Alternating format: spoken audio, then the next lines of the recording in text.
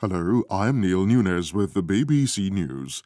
There have been more Israeli airstrikes on targets in Gaza in the early hours of Sunday. One hit the home of the Hamas chief in the territory, Yahya al-Sinwar.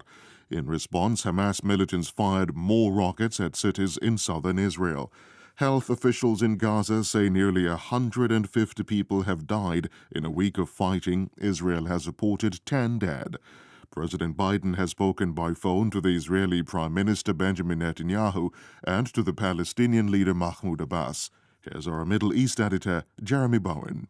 The Americans always say, and they often use this formulation, we support Israel's right to defend itself. And of course, they are Israel's most steadfast ally, and they supply their most up-to-date military equipment to the Israelis.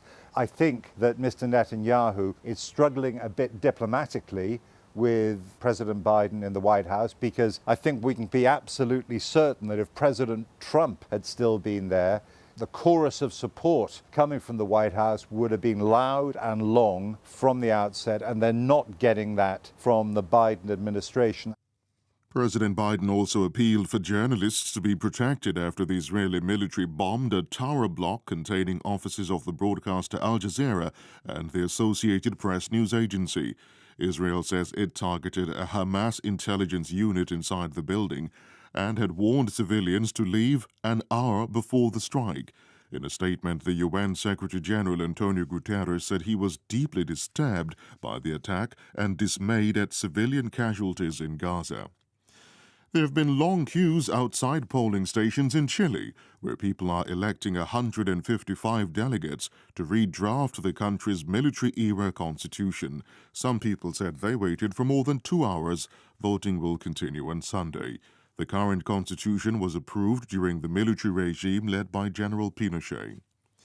The Zimbabwean government has condemned a High Court ruling that the extension of the term of the country's top judge was unconstitutional. The Justice Ministry said it would appeal. Grant Ferret reports.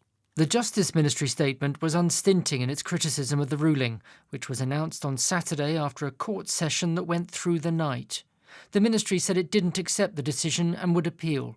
It went on to allege that Zimbabwe's judiciary had been captured by foreign forces.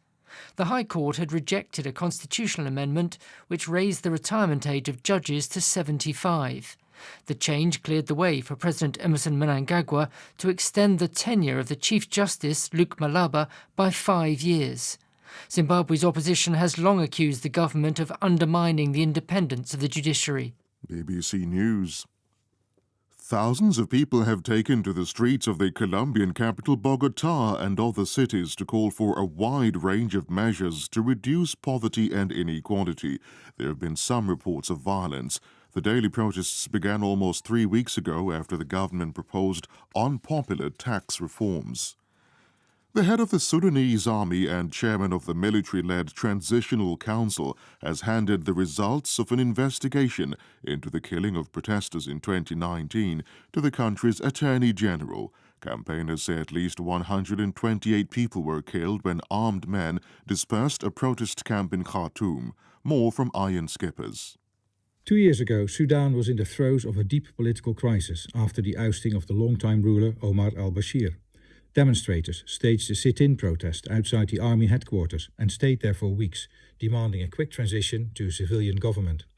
The ruling generals launched an investigation soon after the camp was violently broken up, a probe which has only now concluded. The army says the report includes a list of military personnel suspected of involvement in the events. It also contains an order to lift their immunity so that the legal process can take its course.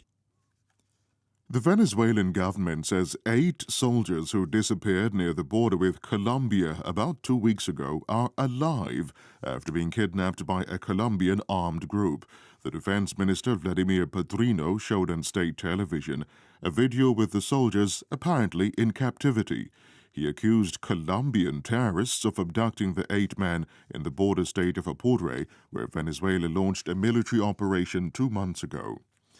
Fans of Leicester City Football Club have been celebrating into the night after their team won the English FA Cup for the first time. They beat Chelsea by a single goal at Wembley Stadium. BBC World News.